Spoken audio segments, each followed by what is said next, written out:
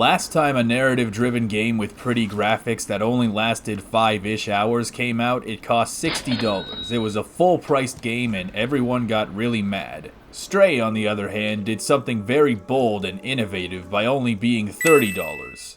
Now that's what we call next gen.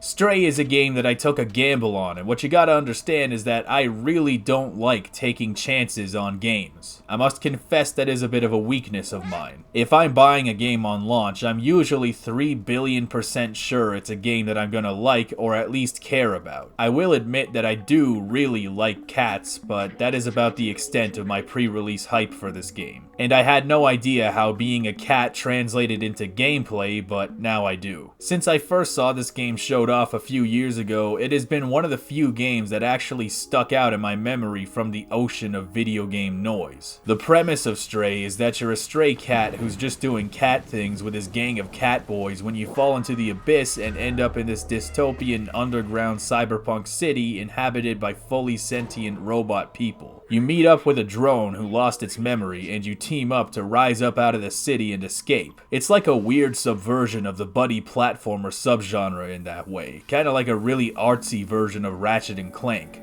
but it's also Half-Life and The Last of Us. You go on a quest to not only escape, but also to prove to the downtrodden masses who have given up on everything that there is a light at the end of the tunnel. Literally. The primary gameplay of Stray consists of parkouring around the various structures of the underground world, talking to people to piece together what's going on, trading quests, and solving environmental puzzles. It's not an Assassin's Creed level of parkour where you can run up walls and have full autonomy. To platform in this game, you look in the direction of a platform you want to jump to and you hit the jump button. Or you can hold it to string together many jumps in a row. It's not a true platformer in that sense. It's like a slightly more open version of Uncharted's climbing and platforming system, but the advantage of that is less getting lost and fewer accidental errors, and the result is a very streamlined and fairly easy game, but it also makes for an incredibly efficient experience with next to no pacing issues, which is good for a story-driven game. When you get stuck in a decidedly cinematic and narrative game and have to keep replaying the same parts over and over again, there's a risk of hurting the momentum of the story, almost as though you were watching a movie and your little brother keeps stealing the remote and rewinding and rewatching a certain scene a billion times. Which is why a lot of story-driven games now have super easy modes and even let you skip entire missions sometimes. There are wonky moments where jumping and running isn't quite as precise as you'd want it to be, but nothing in this game is particularly punishing even if you do make a mistake. Stray is very liberal with its checkpoint system, and getting stuck is very rare. It keeps going at a very efficient tempo. This is most definitely an art game, in that the world and atmosphere are the focus over the gameplay, where moving through its evocative settings is the gameplay. The indie scene is full of games that could match that exact description, but just a little change, like being a furry little bastard in a cyberpunk world, is a breath of fresh air, just because of the way cats move, and I'm calling it right now.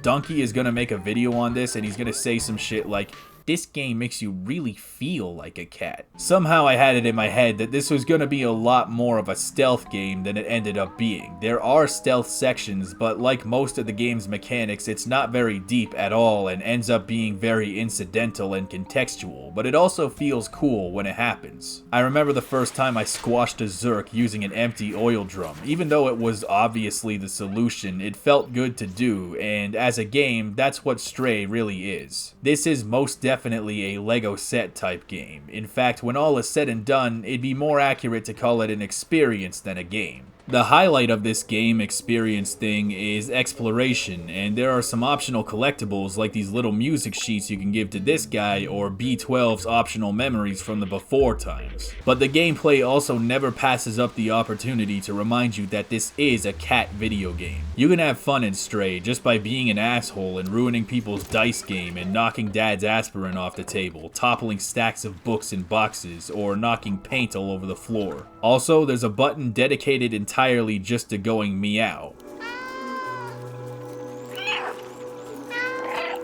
It kinda reminds me of Luigi's Mansion. Mario! Mario! Mario! Mario! So the movement is not very deep, and it can be an often streamlined and linear experience if you just punch through the game, but to do that would be a huge disservice to the game and yourself. This is a world more than worth poking your nose around in and soaking in all the details. From a purely technical perspective, there are games that hold up to closer scrutiny. The animations aren't always top-notch, but it's spectacular how beautiful this game is otherwise. The level of detail in the world is just ridiculous and enthralling, and definitive proof that you don't need to have an open world in order to have a complete and immersive universe. The bright, colorful lights of the dead city and the aggressive neon assault in the upper level, the beautiful reflections in the water. At times it can be overbearing and hurts your eyes, but that's very deliberate, like Cyberpunk. This is a sick and dying world run by sick people, and it's pretty for about 10 minutes until it starts wearing you out too, and then you start becoming sick yourself. And then you got that horror shit where there's these rooms covered in bloody, fleshy overgrowth. There's giant eyeballs that watch you wherever you go. It is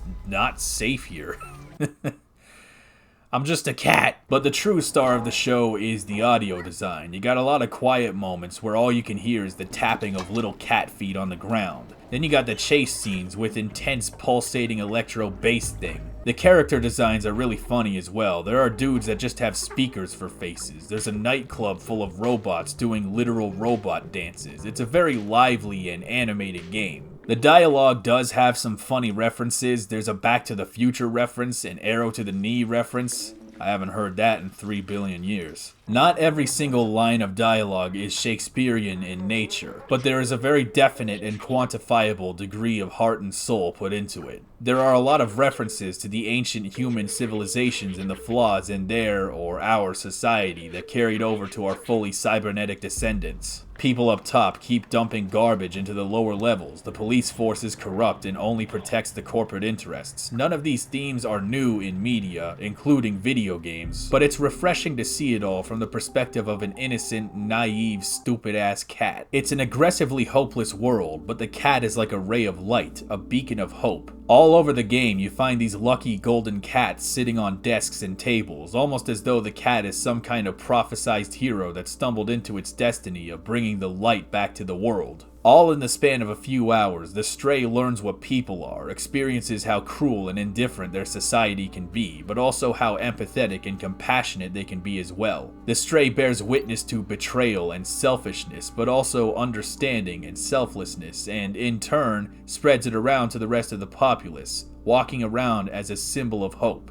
personifying a message that all is not lost. Stray is not exactly the game I thought it would be. I was hoping I would get more out of it on the gameplay end. I wanted more sneaky cat stealth bullshit and slightly more engaging puzzles. But the world and setting are brilliant. It's an audio-visual treat. It's an understated yet effective story in an industry filled to the brim with loud, bombastic nonsense. And most importantly, it's a fucking cat, man.